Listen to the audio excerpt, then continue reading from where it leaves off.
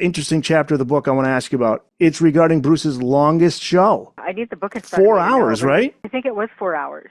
I'd have to have 4 that in front of me. hours. I know that he's told. Oh, they told us that we're getting close to breaking this record. So I think they play throw a couple of extra verses in the song to sort of spin it out a bit, so they can take it to that length.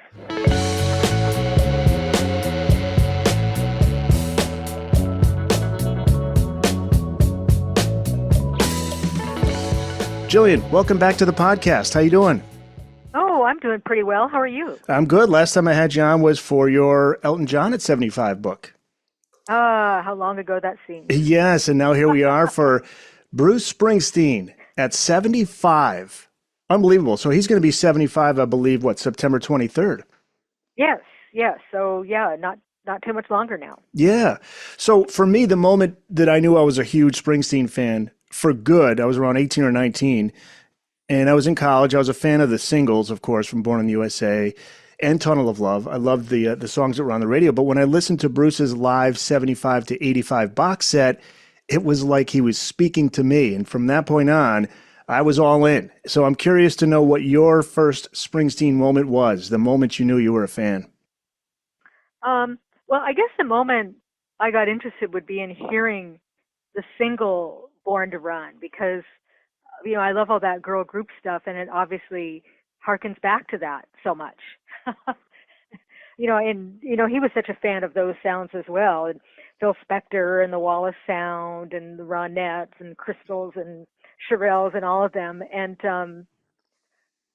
I like how it's an update of that sound. It's not just like doing a cover version of that stuff, but it's clearly influenced by it. I mean, it's updated, but in a good way. Sometimes updates don't always work. Yeah. Well, and I want to ask you about that song and how it took a little while for that song to take off. But let's talk about the book. Covers so much of Bruce's life and career, and it will lead up to his 75th birthday, like I mentioned, in September. Tell us about how the book is laid out to coincide with Bruce's 75th. Well, so I guess it was, let's see, when did Elton come out? I guess that was last year. So the publisher, Quarto, I'd written books for them before, and they had this new imprint called Motor Books. And I don't know how they came up with the concept of such and such artist at 75 or whatever year it is, but they did. And so David Bowie was the first in that series. I think it was David Bowie at 75. And that was done by another writer, and Martin Popoff, who actually recommended me for the Elton book. So thank you, Martin. Oh, how about that? Okay. Martin's been on this show many times. He's been on many shows many times. Oh, well, then you know. So yeah, we both write for Goldmine magazine, and I had done a cover story on Elton John. So he thought, I guess he knew the editors must have been saying, we want to do one on Elton John. And so he said, I know someone that just wrote about him. So that's how I did Elton John. And then the next one they offered me, and the ideas came from the publisher. These weren't instances where I was pitching an idea, which is actually great, because then the publisher likes the idea. You don't have to sell them on it. They already know they're doing a book on this. You just kind of have to say, well, yeah, I'd like to do this. So some years before, actually I think it came out in 2016, on a different Quarto imprint, they had a series of books that would be such and such, the complete illustrated history of, whatever band, The Doors or Nirvana. Those are books I contributed to. And so they did one on Bruce called Boss, Bruce Springsteen and the E Street Band, The Illustrated History. And that came out in 2016. So I suppose that's why when they decided to do Bruce at 75 for this other imprint, they thought of me because I'd already done a book on Bruce for them. It also made it easier because, let's see, that came out in 2016. So, it was kind of laid out what things he would pick. I was, familiar with his life up to that point. So you kind of knew what you would pick from there. And then it was just a matter of also covering everything past 2016. 2016 to, I guess, did I turn that in last year? I can't even remember. I think I must have turned it in last year.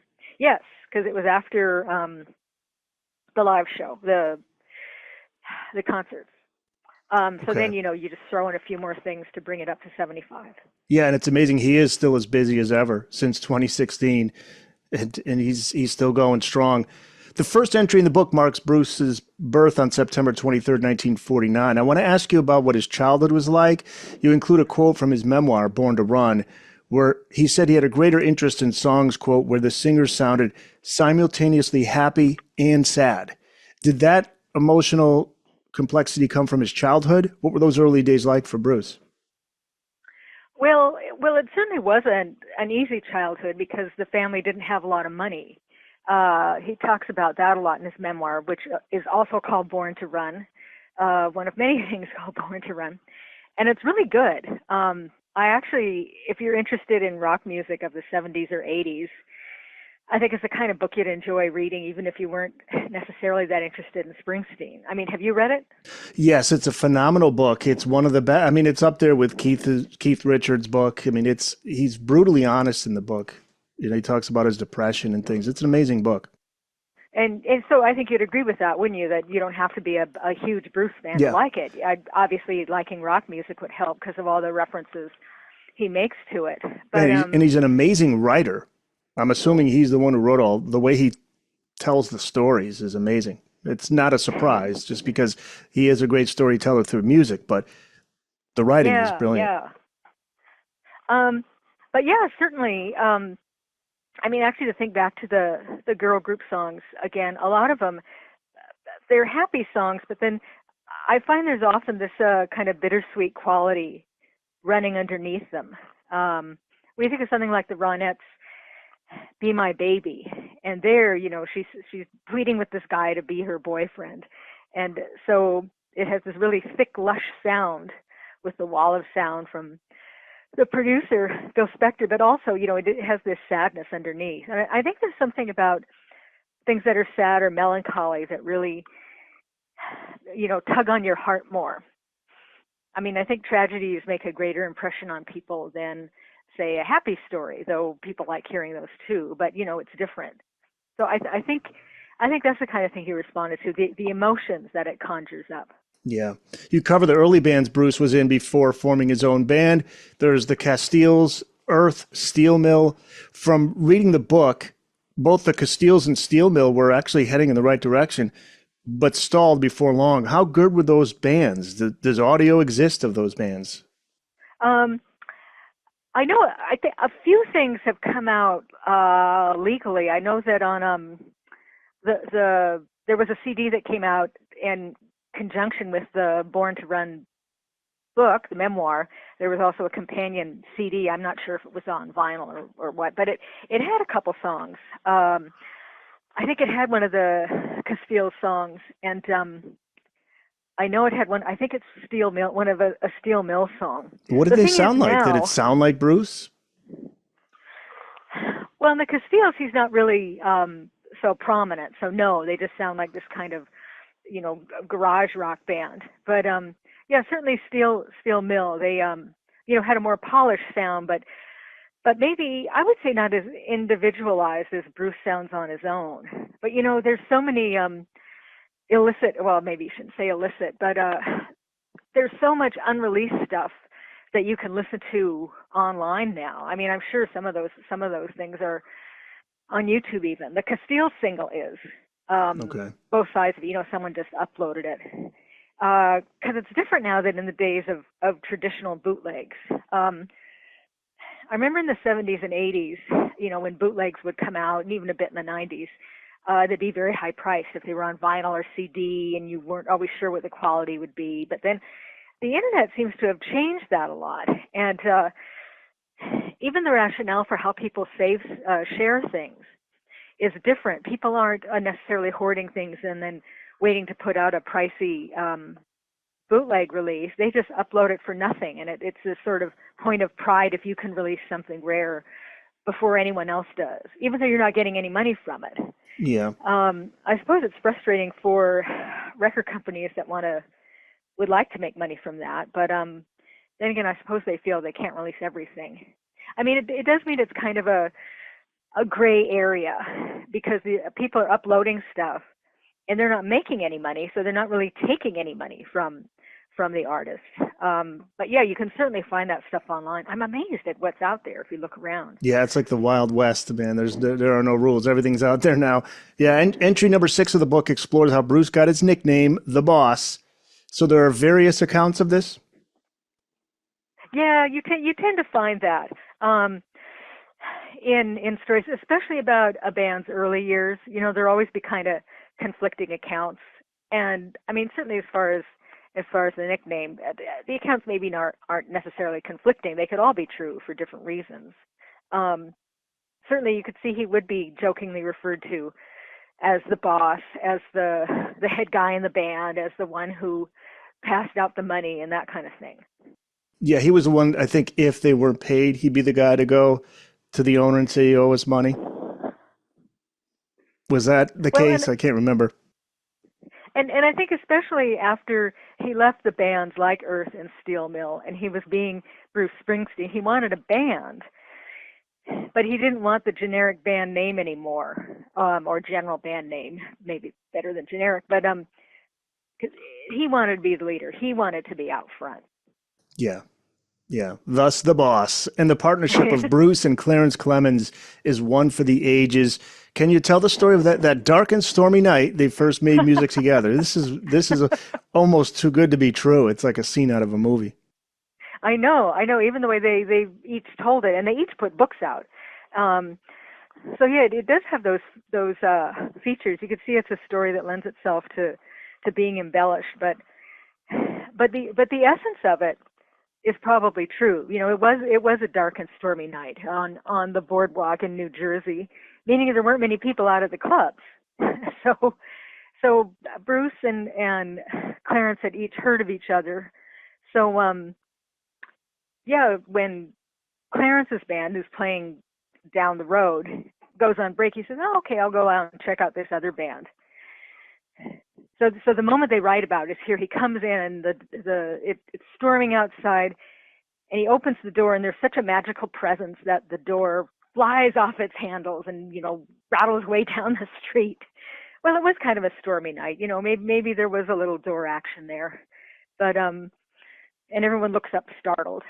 And here, Clarence was a big guy, so here you have this Oh yeah. big figure coming towards the stage. "Can I play with you?" And Bruce is like, "Well, sure, go ahead." But then, as they say, it sounds like a love at first sight moment, doesn't it?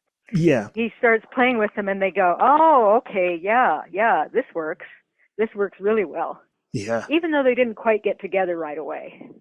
Right. Clarence was still in another band, so it's not like he dropped everything and joined them. It took a little bit of time. Yeah, it took a little bit of time, but then the formation of the E Street Band, that comes shortly.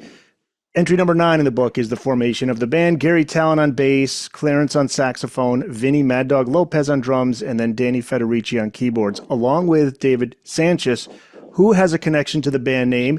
He lived at his mother's house on 1105 East Street in Belmar, New Jersey. So that's how they come up with the name. And they're on the first 2 Springsteen albums, Greetings from Asbury Park and The Wild, The Innocent, and the E Street Shuffle, both from 1973. Columbia Records wanted to drop Bruce after they were released, though, because they didn't do that well. They did have some great songs, Blinded by the Light, Spirit in the Night, Rosalita.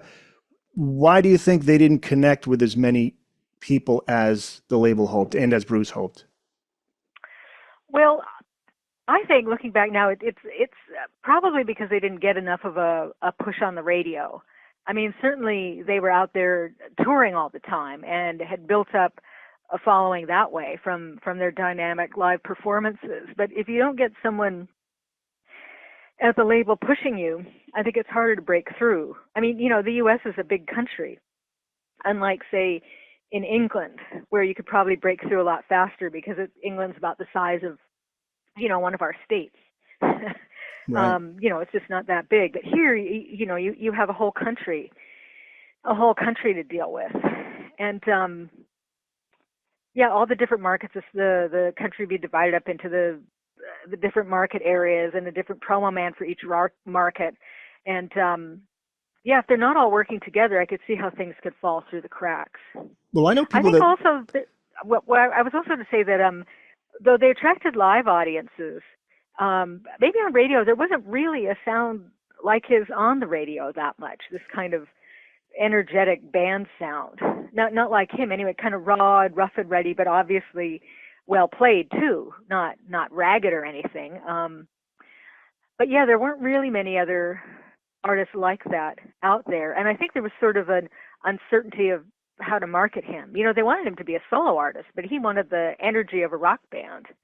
So, he wasn't really a singer-songwriter, but how could he be a band? He's just one guy. So I think there might have been some confusion too. Yeah, and it's different phrasing, the way he sang. It's a very different sound, and I know people who love those first two albums or the first album more so than the ones that come after that. What do you think of those first two albums? Are you a big fan of those? Well, I think he hadn't quite found his own style yet, because the first two albums, I mean, especially that first one, they're pretty verbose, and I think that's why people drew a lot of Dylan comparisons, Yes, with the definitely. language and all the words stuffed in there. Yeah. But then later he kind of, I think deliberately, because he didn't want to be compared to Dylan or be called the new Dylan. He wasn't the new Dylan. He was his own Bruce. So I think he definitely made an attempt to change that style. So yeah, they're interesting. It's always interesting to see an artist's earlier work, because then you can see how they grew and developed. Yeah, it is interesting. And the song idea that comes to him while he's on tour in late 1973 would be the one that breaks him into the big time. That's Born to Run. Now, this is interesting. There's changes that this song goes through during the 8 months it took to create it, right? Can you talk about that? It starts off differently, different lyrics. And I know when you read about, well, I think he must talk about this in his, well, obviously he'd talk about it in his memoir a lot, but when you think about all the effort that went into it, and then, oh, he'd changed this part, and, oh, no, let's have a little more saxophone in that place, and can you do this again, and just continually tweaking things. And the danger in that is that, you tweak things too much and you kind of begin to lose the essence of what it was to begin with. So I think he's kind of lucky that happened. Didn't happen. But maybe he knew just the right elements. I mean, the fact that it took so long to get that song together, all those months, as you say, whereas, and he himself would know a lot of this music he grew up listening to, it was banged out in an afternoon. They didn't sweat over it as much as he did this, but he must have, he realized it was the culmination of his entire career to that point. And he must have sensed that this could really be the make or break moment for him. Yeah, I saw in the documentary on him, he was obsessing over this song until he got it just the way he wanted it to sound. And I mentioned earlier, it took a little while for the song to take off, plus a little while for the song to develop. Columbia liked the song, but they wouldn't release it as a single. Why was that? Why was that? And how does Bruce's manager, Mike Appel, ultimately change their mind? Well, yeah, that goes down to marketing. What good is having a hit single if you can't have an album to go with it? And there was no third album yet, so they didn't want a hit single out there, because the hit single prompts people to buy the album. But there wasn't an album to buy, so they go, no, why don't you just wait for it to come out. Wait for the album to be done, and then we'll release it. But yeah, Bruce and his manager weren't going to go along with that. So yeah, Mike just sort of slipped it out on the sly. Gave it to a couple of DJs he was connected with, and then as soon as it hit the airwaves, it kind of forced Columbia's hand. Yeah, wasn't it in Philadelphia, a station there that started playing it a lot, helped to break it? Yeah, Yeah. I think what do I talk about him being there, or maybe I'm just remembering it from his book, so I Yeah. can't remember where he was at the station. Bruce was doing an interview the first time it was played on the radio ever, and going out into the lobby to hear how it sounded on the speakers and not just in the studio. Wow, that's cool. Yeah, and by this time, Vinny Lopez was no longer the band. For the album Born to Run, we have Roy Bittan on piano, Max Weinberg on drums. But on the song Born to Run, we have David Sanchez on keyboards and Ernest Carter on drums. They left shortly after recording the song. With the album Born to Run, the Bruce is now a major star, like overnight, 8 tracks on this album. Thunder Road, 10th Avenue Freeze Out, Night, Backstreets, Born to Run, She's the One, Meeting Across the River, and Jungle Land. The album reaches number 3 on Billboard, 7 times platinum. He's on the cover of Time and Newsweek. Now let's go back to Mike Appel again. He's important to Bruce early on. I know he had his fallout with him, but what does he do to make this happen? The being on the cover of Time and Newsweek. He goes. It's a go for broke type of thing he does here, right? Yeah, I mean, Mike was the believer, and so that's why he was always pushing Bruce, promoting Bruce, much to the record company's dismay and distraction. Can someone get rid of this guy? But he was pushy and aggressive, and that helps you, especially when you haven't broken through and your record label isn't pleased with how you're doing and thinking of maybe dropping you. So, but by this time, yeah, Bruce is after Born to Run, and that's a success. And what Mike did is he just sort of forced the magazine's hands. He got one of them to agree, and then to put Bruce on the cover. And then gets the other one to agree. When they find out that the rival magazine is also having Bruce on, there was resistance. Well, no, we don't want to have the same cover as them. But Mike's argument was, well, you're going to put Bruce on the cover eventually anyway, so why not do it now? Awesome, man. Which Wow. is a great argument. Yeah. And I guess they couldn't really think of an answer for that. Certainly you get the sense that Bruce was nonplussed by it when it happened. His remark was, well, what am I, the president? Yeah. Yeah. Because that's generally about the only time Time and Newsweek had the same cover. Some really big major international story, or I don't know, maybe a war breaking out or something, or some scandal or tragedy. Yeah. But no having Bruce, that really was, I don't know if that's happened with any other artist since. I don't think so, and it blew his mind. He wasn't ready for that. That was he entered this whole new world, and that was entry number 16 in the book, by the way. And entry number 18 gets into the lawsuit between Bruce and Appel. What happened? When did the problems start between the two, and ultimately what led to the lawsuit? Well, Bruce had signed all these contracts with Mike. He wasn't really signed to Columbia. He was sort of signed to, I think it gets very confusing. Mike set up all these different companies. He handled the personal management and the publishing, and then they were like the middleman between Bruce and the record label.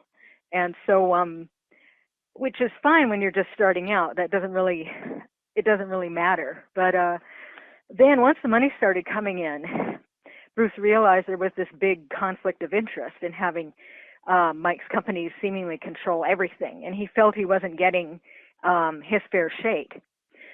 So that's what started the lawsuits. But Mike's book is really interesting on these points, and he contends that things were actually going his way throughout the lawsuits. That decisions were also going his way, but he felt that in the end, however it came out, Bruce was not going to work with him again and want him to be his manager. So that's why they settled.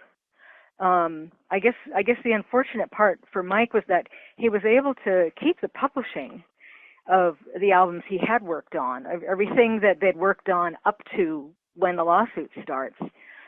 But then he ended up selling his rights, and he sold them before Born in the USA came out, which of course is when Bruce goes mega big. And in the wake of that, the live box set came out, which of course had all these songs that were from Bruce's earlier years, and the songs that Mike had also held publishing to. Had he still had those publishing rights then, he'd have come away with a lot of money. But as it was kind of like losing the winning lottery ticket. So I know that was a disappointment to him. But they eventually became friendly again, as he also writes in his book. He says he's walking around New York and he ran into John Landau, who'd become Bruce's manager. And Mike said, can we just get together for lunch? It's silly for us as grown men to be having these kind of feuds hanging over us. And John agreed, and so, everyone made peace, which was nice, Yeah. a good mature thing to do. And then at some later point, I can't remember when these shows happened, but there were shows where Bruce and the band were doing an entire album, playing the whole album through from beginning to end. And so at one of the shows when they were doing the first album, he contacted Mike and said, "Oh, I'd like you to be a guest at the show." And I think the show is in another state or something. And Mike's going, "Well, I can't really get there." And Bruce says, "Oh, no problem. Don't worry about it. Be ready at such and such a time, and all the arrangements will be made." So, there was a car that could take him to the airport where there was a plane that would take him up to see the show and back. So that was a nice gesture, I thought. Yeah, that's cool. Author Gillian Gaar is here to talk about her brand new book, Springsteen at 75. Bruce lost a lot of time there in terms of songwriting. I mean, he would have cranked out probably 2 albums during this period. I think it was a couple of years. It was from 75 to 77, right? That the lawsuit was going on, I believe, right? A couple of years. Yeah. Yeah, and then 4 days after settling the dispute with the Pell in 1977, he's back in the studio, and it results in 1978's Darkness on the Edge of Town, and we now have Steven Van Zandt to round out the classic E Street lineup. Darkness goes to number 5, 3 times platinum. The double album, The River, follows in 1980, goes all the way to number 1 thanks to the number 5 single, Hungry Heart, 5 times platinum. He's primed for another huge commercial smash with the next record, but he follows his artistic compass with 1982's Nebraska, a stripped-down dark album. Not the album fans were expecting, not what Bruce really intended, right? How did this album come to be, and why did Bruce feel it was important to record it? Because he did say later that if not for Nebraska, you wouldn't have gotten Born in the USA. Yeah, well, they were just originally demos that he recorded by himself. And when they tried to recreate it with the band, he just felt they lost something. So, yeah, some of those were intended to be electric versions. And I think it's around that time when early versions of Born in the USA are worked on. But, the working with the band, they just didn't come across as how he wanted. And he thought, no, the songs would not benefit from the big band treatment. And so, we should do the stripped-down acoustic treatment. And but then ultimately just decided that, they really sounded best on the demos, and he didn't want to do proper studio re-recordings of them. So, the technology of the era was more limited than today. So there were some challenges in getting that cassette, which, he had this on cassette and just passing it around and not taking terribly good care of it because that wasn't what was going to be released. They were demos, but then they decided to release it, so they had to spent a lot of time in cleaning it up so it sounded releasable.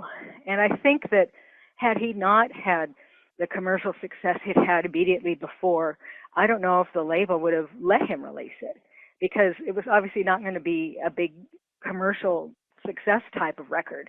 But, I think they let him have it because the River had done so well, and he was obviously just continuing in his career, so there was going to be that other blockbuster to come. Of course, no one could suspect how big a blockbuster, but I think they kind of gave him a bit of a pass on that one. Yeah. And I remember at the time it was considered just kind of shocking that an artist would even do something like that.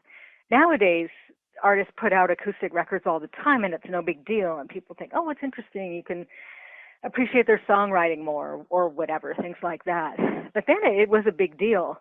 And especially because he seemed to deliberately put out this project that he knew wasn't going to make money. And why would anybody do that? Right. I mean, when I say not make money, I just mean not making huge amounts of money. Obviously, it was profitable. It still, it had solid sales, and it had a good critical response.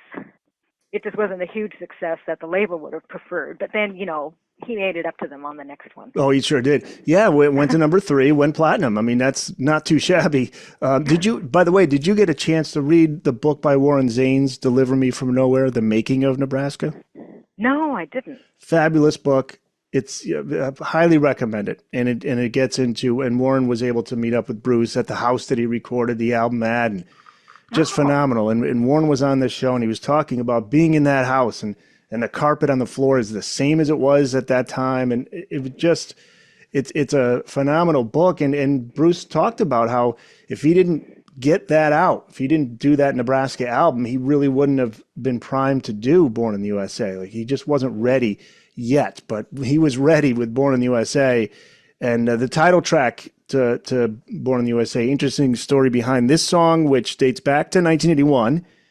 Could you talk about that? It was one of the songs recorded from Nebraska too, correct? That's one of the songs.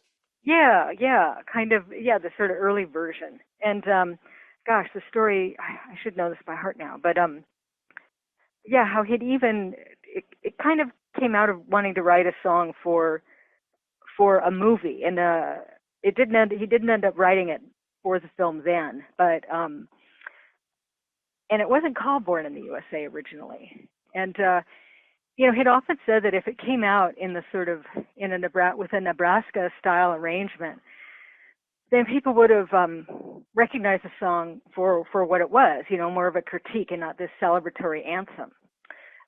So that's interesting to talk about too. I mean, I know on some of his later compilations, I think there is that earlier version. It is, hear, on Tracks. It's called Tracks. Tracks. Yes, yes, and he'll bust that version out live. When I saw him live here in Connecticut, I remember he played that version, the darker original version. It's so different than the one that most know. I think that people would have had a really different response to that song if it had come out like that. Yeah, probably Reagan would not have quoted it from or referred to it in his speech. Yeah, I don't think, if it had been a Nebraska type version. No, absolutely. Yeah, that's the famous clip of Ronald Reagan using it. Yeah, by the way, the numbers are not too bad for Born in the USA. 17 times platinum, number one in 9 countries, including, of course, the USA. 7 singles, and each of them reached the top 10, including the lead single, Dancing in the Dark, which reached number 2, which is funny because I think Bruce even said when Prince passed away, he played Purple Rain in concert, and he was joking about how Purple Rain I think the song Purple Rain kept Dancing in the Dark off the top of the charts at the time. That was number 1 and Dancing in the Dark was 2. I think that's what he said. But anyway, so that's a last minute hit, right? Dancing in the Dark was it the last song recorded for Born in the USA? Yeah. Oh, yeah. I like that one. And I like that story too. How Bruce had considered the album finished. He was done. It had been completed, but his manager John Landau told him, "No, you need a good single to launch it." And Bruce didn't want to write any more songs because, gosh, he already, even by then, he had this huge backlog of stuff. He could probably put out, a few more sets of tracks and just the 4 CD release, and just with all the things he has in his archive. Well, Steven Van Zandt talked about that. Guy, he was like, "I'm so jealous of the guy. He's got like hundreds of songs that he writes on daily. He's churning out a handful of songs." Yeah. So, he was not in the mood to write any more songs, and they got in an argument about it. And so he finally agreed, "Okay, I'll write you your song." And so you can hear that in the song, the sort of, angry energy that's running underneath, which actually works to the song's advantage, I think. And obviously Landau was right, because it was the perfect song to launch the album with. And that went on to be a great success. Yeah, it's got this intensity about it that I really like. Oh yeah, it's got that energy of a guy just wanting to bust out. Hey guys, quick heads up from the grooming front lines. Shaving your jewels doesn't have to be a risky business anymore. Thanks to our friends at Manscaped and their Lawnmower 5.0 Ultra, you can forget about nicking your bits. This trimmer is all about keeping your things smooth and safe, so you can trim with confidence. Fancy a stress-free shave and some savings? Head over to manscaped.com now and save 20% off plus free shipping by using the code BOOKEDONROCK. With Manscaped, it's easy grooming and no surprises. Guys, don't be like me. Don't use a cheap razor, because if you do, get yourself a lot of Band-Aids. It's going to be a war zone down there. This 5th generation trimmer features 2 interchangeable next-gen skin-safe blade heads. A standard one for taking a little off the top, and a new foil blade to go smooth wherever your heart desires. With dual LED spotlights, you'll achieve better visibility, making every trim more precise and hassle-free. And guys, if you're worried about making a mess, don't worry. This thing's good in the shower, in the tub, in the ocean. And if that's not all, Comes in a nice traveling case so you can take it wherever you go. Get 20% off plus free shipping at manscaped.com. Use the code BookedOnRock. That's 20% off plus free shipping by using the code BookedOnRock. Show your balls some love. Feel free as a dove. Hey, I just caught the Netflix documentary on We Are the World. Did you get to see that? Oh, no, I've heard it's pretty good, though. Yeah, and Bruce is in that, and he had just finished that massive tour for Born in the USA, but he still wanted to be part of the recording before taking his vacation. So you'll hear at the end of the documentary when they're finally done, you can hear Bruce go, now I can go on vacation. And because that was a grueling tour. And then he married actress Julianne Phillips in 1985. And you mentioned the 75 to 85 box set. That came out in 86. Returns in 87 with Tunnel of Love. Now, he didn't want to make Born in the USA Part 2. That's evident in the music. Talk about the changes he makes on this album. And I'm interested in what you think of it, because this is my personal favorite Bruce album. Some were disappointed in the direction he took, but he's got a different lineup. It's not the quote-unquote E Street Band, but some members, right? Yeah, that's right. It's quote, yeah. They play on it, but not as a band. Well, I like it too because it is different. I mean, see, I wasn't following him as much as, say, a hardcore fan would be, and they were so into Born in the USA and what's coming next. I wasn't, waiting for the next Springsteen album. So you could kind of come to it from a different perspective. Yeah, same here. Fresher ears. So yeah, I like that it was, kind of laid back and dark and not all big stomping anthems like Born in the USA seemed to be. But then when you read his book, his memoir, it's even more interesting. I mean, one thing that really came across to me in reading his memoir is what a thoughtful guy he is and how he really thinks about his music and songwriting and just approaches it in, a very serious way. And, you just said yourself about how exhausting the Born in the USA tour was. And he was smart enough to know he didn't want to be caught in that trap. Some artists just would after that, they'd just go back and make an album that they hoped would be Born in the USA too, and then have another subsequent tour like that. And Bruce, afterwards, there's some interview where he says something like, even he got bruised out by that whole superstar period. Yeah. Bono said that too about himself. By the early 90s, he was like, man, I'm getting sick of seeing myself on TV and in every article. Yeah. So he wanted to take a step back. And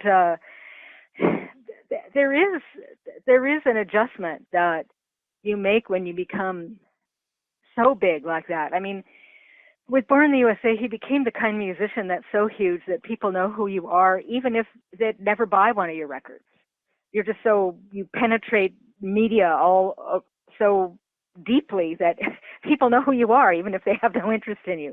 And that's an adjustment. I don't think anyone who hasn't gone through that can appreciate how unsettling that can be. I mean, he was unsettled. He writes about being unsettled, getting the Time and Newsweek with itself on the covers. I think kind of sensing, that seemed big, but now things just got even huger. And then in the middle of that, you get married, so you suddenly you're living in a new situation.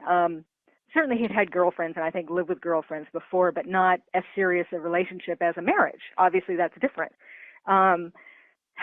So there was a lot going on. I think he just wanted to step back and reassess and turn the volume down, I think you'd say. Yeah. And then as we get into the 90s, things change. I was in college in the early 90s when the Human Touch and Lucky Town, those two albums came out.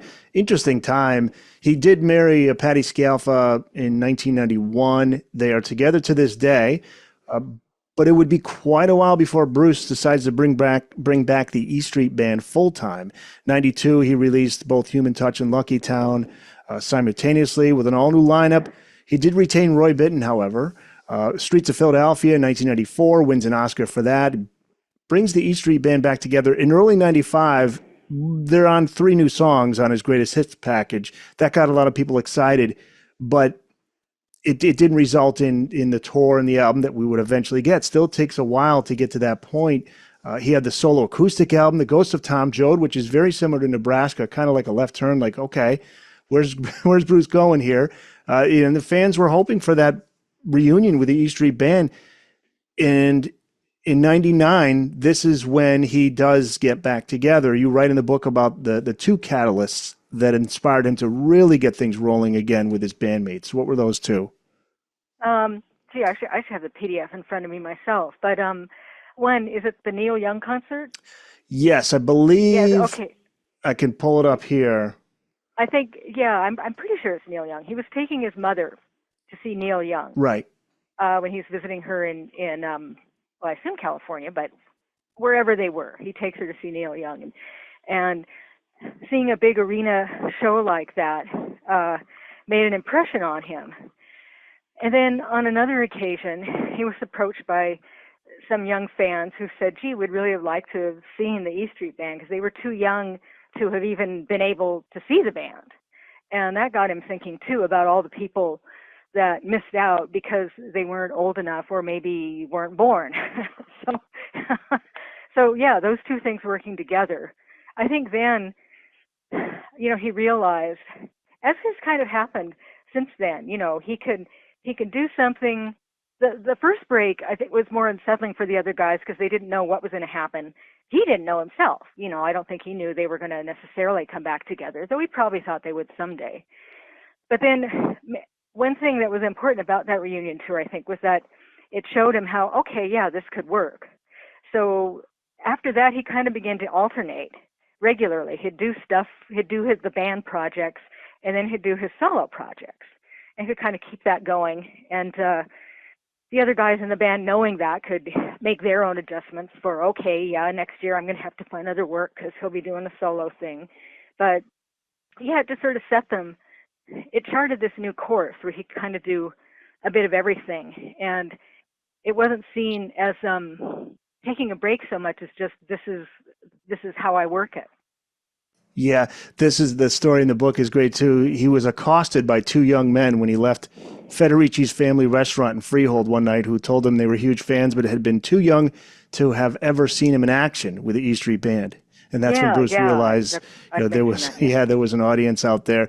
Yeah, I'm among that age group where I didn't get to see him when he was at the top in '84, and I had family members and friends that said they did go see him. They were like, "Oh my God, tell me about it. What was it like?" I was like so into it. And when he did get together with E Street Band, and I saw him here in Hartford, Connecticut, I tell people this all the time. I've never experienced anything like it. When he gets up on stage, the lights go up, and he starts playing. It was like this wave of energy that was just insane. The people were just going nuts. They love Bruce, but Bruce and the E Street Band, there's just some kind of a magic there that, even he couldn't resist it anymore, Yeah.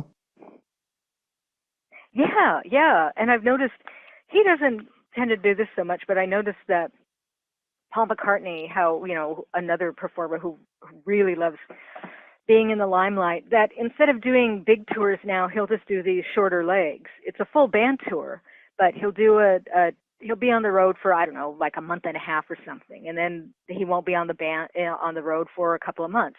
And then they'll do another short tour like that. So he's kind of out there a lot. Now, Bruce tends to do the big shows, the big tours, but he does so many smaller things in between. You have all these other chances to see him as well. Yeah. He just Especially played, if you live on the East Coast. Right. He just played in Las Vegas recently. It was cool. He starts with Roll of the Dice from Human Touch. That's the other thing that's cool about his set lists. You just don't know what he's going to play night to night, and his band's got to be ready for that. It's kind of like a jam band thing. It's like it's not one set list. It's like, okay, guys, here's what we're going to play tonight. I would imagine that that's the case. I don't think he plans it too far ahead. Yeah, that's fun when bands do that. Then you get a sense they're really, doing a show instead of just like a theatrical play or something. Yeah, roll the dice, man. Las Vegas, perfect. That's the kind of stuff you wish every band did. So 2002, the E Street Band returns for The Rising, his first to top the Billboard chart since Tunnel of Love. Then 2005 solo album, Devils and Dust. Just like you said, he kind of goes back and forth, a number one album, followed by another solo project in 2006, We Shall Overcome, the Seeger Sessions, number 3. And then he reels That's off fun. 4. Oh, are you a fan of that album, the Seeger one? Yeah. Yeah. Well, I grew up listening to Pete Seeger, so Yeah. I know that songbook. Yeah, and he's a big fan of Seeger. He then reeled off 4 consecutive number one albums: 2007's Magic, 2009's Working on a Dream, 2012's Wrecking Ball, which I believe is the one that has the Rage Against the Machine guitarist on it. I'm drawing the blank on his name. I think it's Wrecking Ball that or no, maybe it's High Hopes, 2014's High Hopes. I'm trying to remember now. Do you remember which? Not off the top of my head. Let's Is it see. Tom Morello? Oh, Is that Tom the guy's Morello. name? Yeah, geez, I can't believe I forgot his name. I was just listening to Rage Against the Machine. Yeah, he's on High Hopes. Yeah, he's on High Hopes. That's an interesting move too. That's the thing about Bruce. You never know what he's going to do next, and that was kind of out of nowhere. Now, one really interesting chapter of the book I want to ask you about. It's regarding Bruce's longest show. Just how long was it? Oh gosh, yeah. I need the book in front of 4 me to know, hours, but right? It was overseas. It was in Europe. It wasn't here. I know that. Yeah, I think it was 4 hours. I'd have to have 4 that in front of me. hours. I know that. I think he says that he's told. Oh, they told us that we're getting close to breaking this record. So I think they play throw a couple of extra verses in the song to sort of spin it out a bit so they can take it to that length. Yeah, I'm skimming through here the book just to see exactly where that was. 4 hour show, and at that time he was already I think he was in his 60s at that point. Let's see, where is it? Bruce's longest show. Here we go. Oh, this is in Finland. Yeah, Helsinki, Finland. 4 hours. Unreal. Yeah, you're right. I think he extended the last song, I think, to make it 4 hours. Wow. And just get right over that line. That's like half a work day. Yes. Yeah, it timed out at over 4 hours, 4 hours and 6 minutes in most accounts, but a more exacting 4 hours, 4 minutes and 48 seconds, according to the website Bruce Base. That's awesome. You do It's an amazing website, by the way. Oh, it is. Yeah, absolutely a phenomenal website. You include his autobiography in the book, and I haven't asked you about the personal side of Bruce that much yet. We've covered his music a lot, but in the book, he does open up and reveal himself in new ways. Can you talk about that and your response to the book after you read it? Well, I was surprised to hear that he had dealt with depression, which I don't know if he'd talked about that in interviews before, but it was news to me. And that was a surprise, and I suppose it would be to other people too, and the struggle and dealing with that. I also just like how self-deprecating he was about himself, which is always a plus. I love the story where he talks about being in high school, and people would wonder, how does this skinny, punky guy like him always have a dance partner at the local dances? Because, scruffy and not the latest fashions and not a very good-looking guy. But he writes that he figured out early on that girls like to dance. So he made sure he knew how to dance, because back then you danced a little more with regular steps. So, and I think he writes about practicing. So that, so then he gets a rep as a good dancer. So then, of course, the girls want to dance with him. And I thought, that's very clever. Yeah. That story stuck with me. I thought that was pretty smart. The one I love, too, is when he's talking about when he's writing Born to Run and those songs, he was living in a little tiny house, I think, right? And he wrote a lot of those songs on the piano. Or he was renting. I think he was paying monthly rent someplace, right? Yeah, he would have been renting. I don't think he did not own a house for some time. In fact, he wasn't even, I don't think this is in my book, but he mentioned in his memoir how he'd been so under the radar that once he became big, the IRS came after him for taxes, because he hadn't really been filing any tax returns, because they were all living kind of hand to mouth, and being a band, they would get paid in cash. Wow. Yeah.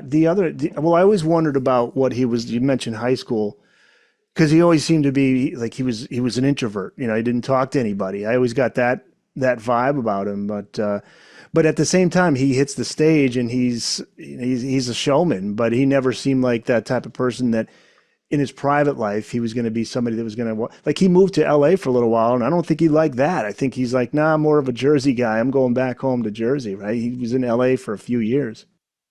I think it was after uh, the earthquake that they had in L.A. And he said, Patti said, okay, we're getting out of here. Yeah. Yeah, and I can't see him fitting in that LA lifestyle. It's just he's more of an East Coaster. I think, and he says in New Jersey, everybody there just treats him like a regular guy. Just he gets to go wherever he wants. Nobody's going to bother him that much. Rounding out the book as we get towards the end, you do get up to, like you said, I think you go right up until, let's see. You I got think, his 2022 release, right? The collection of R&B and soul covers. I think you got that in yeah, there. Yeah, Only the Strong yeah. I think Survive. the last entry is on the last tour Okay. because that had just started. Let's see, Well, you do cover the what year is this? residency too in New York. That's the other Springsteen on Broadway. Grossed over $113 million over 236 shows. Western Stars came out in 2019, which I'm a big fan of that album. I really like that album. Number two, Letter to You. That was in October of 2020, and then 2022, R&B and B and soul covers. Only the Strong Survive. Yeah, number 8. Yeah. So 75 in September. Do you see any signs of Bruce stopping?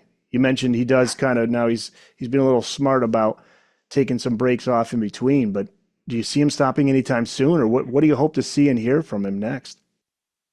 Well, I know on that tour there were breaks because people were coming down with COVID, and then he had some stomach issue himself, didn't he? Like an ulcer or something. Yep. So I think that kind of thing might well be catching up with the band because they're all in their 70s, maybe some are getting close to 80. So there'll be that, but I mean he's always going to be recording songs, I think, um, as long as he can. And obviously that's a lot less stressful, and just getting involved in who knows what other kind of projects. I mean, I guess this was after Obama left office, he and Bruce had a podcast together, which when you think about it, I mean, when we were growing up, certainly I know myself, if the idea of a president and a rock star hosting a radio show together would have just seemed incredibly bizarre. Right. I know. Yeah. Whoever the president was. So, yeah, that was certainly something most people probably didn't predict was going to happen, I would say. Yeah. I think that's true. Yep. And he does and he sings for a lot more causes now than he did say in the 70s, or even the 80s that much. So I think I don't know if he has his own foundation or not. Maybe he'll think about doing something like that. He's always been about doing the good works. And I think every year he still plays, charity shows in his area, at the local bar, raising money for firemen or whoever. He's always wanted to be really involved in community. So I think that's certainly in his future. And maybe I could see him, say, doing another residency. Yeah. Older artists in particular like those because you're just in one place. And it doesn't have to be the stayed thing like the Broadway shows were a bit more, they were more laid back and it was just him pretty much with his guitar. But, you think of Tom Petty, who did a residency at the Fillmore with his band for about a month. And those were rock and roll shows. So I wonder if maybe he might consider something like that. Or I think And Billy Joel's he's got the best deal. He plays once a month, and then they fly him in the helicopter, and he plays his gig, goes home, and he's good. He gets a nice paycheck. Fans are happy.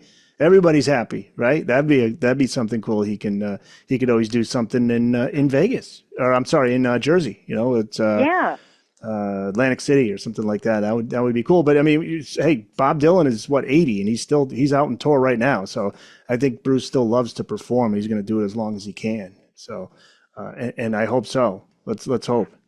We got to have Yeah. Bruce around. So Springsteen at 75 is out April 16th through Motor Books. Now you can find it whatever books are sold. Where can people find you online, Gillian? Um, well, let's see. I have a Facebook page that's Gillian Gaar Writer, and that's just, I guess it's like a fan page. When you follow, you don't send a friend request in or anything. And then on Twitter, let's see, I'm just at Gillian Gaar. Okay, I can find I those and still put the call links on the show notes page so people can reach out to yeah, you. I still call it Twitter. Yeah. Oh, I know. X is weird. Yeah. Right. I mean, Yeah, it's a dumb name. I mean, not that I thought Twitter was so great, but it works better for what it is. So, yeah, strange. From a marketing aspect, it's an odd choice. Well, Gillian, thanks so much. I enjoyed having you on for the Elton John book and this. I'm a huge Bruce fan, so I was looking forward to talking Bruce, and I could talk oh, Bruce. good. I could talk Bruce all night. So I am looking forward to seeing what he does next. I think he still puts out great music. So I'm sure you feel the same. Yeah, and it was fun doing this. So thanks.